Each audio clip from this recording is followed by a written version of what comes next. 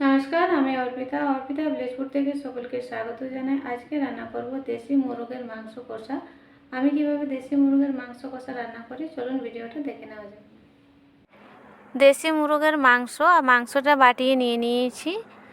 মাংসটাকে ছোট ছোট পিস করে কেটে নিয়েছি আর মাংসটা ধুয়ে নিয়েছি। এর মাংসর জন্য মশলাটা বানিয়ে নেব। এখানে আমি দুটো বড় সাইজের পেঁয়াজকে কেটে নিয়েছি আর নিয়েছি বেশ খানিকটা কাঁচা লঙ্কা। ঝালের পরিমাণটা বাড়িয়ে কমিয়ে নিতে পারেন, যে যেমন ঝাল খাবে সেই হিসাবে। আর নিয়েছি আদা রসুন, মিক্সিতে পেস্ট করে নেব। মিক্সিতে পেস্ট করে নিয়ে চলে এসেছি আর একদম মিহি করে পেস্ট করে নিয়েছি। চলুন এবারে রান্নাটা শুরু করা যাক। কড়াই গরম হয়ে গেছে, দিয়ে দিচ্ছি তেল। ফোড়নের জন্য দিয়ে দিচ্ছি দুটো তেজপাতা। তেজপাতাটা ছিঁড়ে নিয়েছি। এর সঙ্গে দিয়ে দিচ্ছি 1 চামচ চিনি। চিনিটা দেওয়ার কারণে কালারটা খুব সুন্দর আসবে, সেই জন্য চিনিটা দেওয়া। নেড়ে নিচ্ছি। তেল থেকে ধোয়া উঠে গেছে, এই দেখুন। এবারে পেস্ট করা মশলাটা দিয়ে দিচ্ছি। মশলাটা কষিয়ে নেব।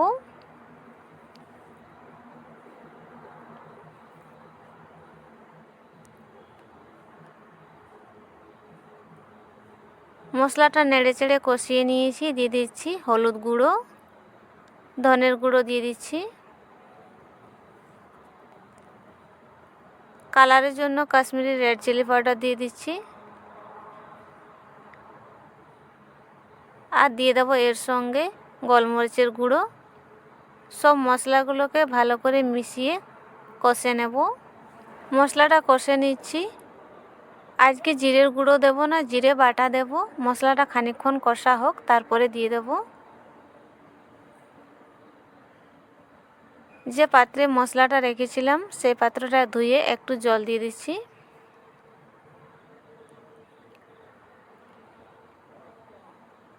কষে নেব।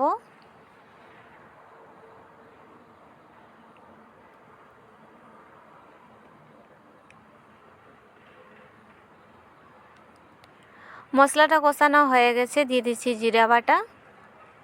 জিরা বাটাটা দিয়ে আবার মশলাটা কষে নেব। দিয়ে দিচ্ছি মাংস।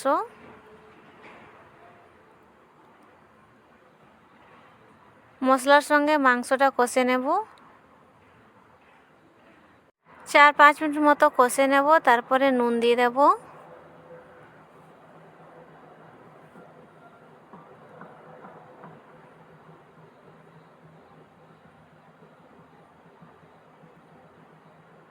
দিয়ে দেব স্বাদ মতো নুন।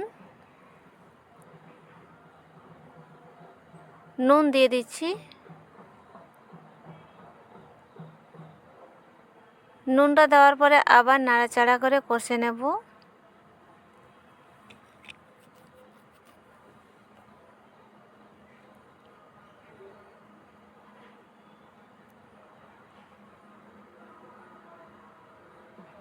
এই দেখুন কষে কষে মাংসর কালারটা চেঞ্জ হয়ে গেছে। এখনও কিন্তু আমি জল ব্যবহার করিনি। মশলাটা কষার সময় অল্প জল দিয়েছিলাম। এবারে অল্প গরম জল দিয়ে আবার মাংসটা কষে নেব।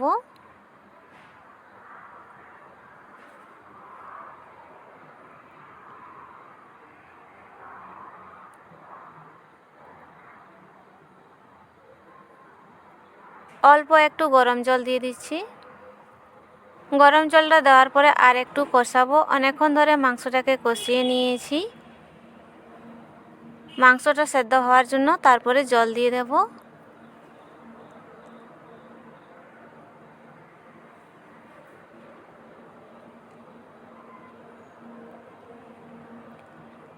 এই দেখুন মাংসটা ভালোভাবে কষিয়ে নিয়েছি, আর কষাবো না। এবারে জল দিয়ে দিচ্ছি। এখানে আমি গরম জল ব্যবহার করব ঝোলের জন্য। গরম জল ব্যবহার করলে মাংসটা তাড়াতাড়ি নরম হয়ে যায়, আর দেশি মুরগের মাংস একটু শক্ত হয়। জলের পরিমাণটা আন্দাজ বুঝে দিয়ে দিতে হবে, সেদ্ধ হতে একটু সময় লাগবে।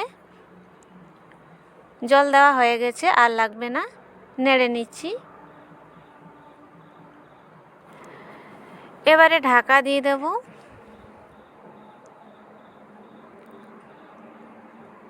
ঢাকা দিয়ে আমি 20 থেকে 30 মিনিট মতো রান্না করে নেব, তাহলে মাংসটা ভালোভাবে সেদ্ধ হয়ে যাবে। ঢাকাটা সরিয়ে দিচ্ছি। এর আগে আমি কয়েকবার ঢাকাটা সরিয়ে নেড়ে দিয়েছি। আর এই দেখুন জলটা অনেকটাই কমে গেছে আর একদম মাখো মাখো হয়েছে। মাংসটা ভালোভাবে সেদ্ধ হয়ে গেছে। দিয়ে দেবো গরম মশলার গুঁড়ো দিয়ে দিচ্ছি। গরম মশলা দেওয়ার পরে নেড়ে নেব। নেড়ে নিয়েছি। দিয়ে দেবো ধনেপাতা কুচি। ধনেপাতা কুচি দিয়ে দিচ্ছি। দেশি মুরগের মাংস কষা হয়ে গেছে। নেড়ে নিয়ে নামিয়ে নেব।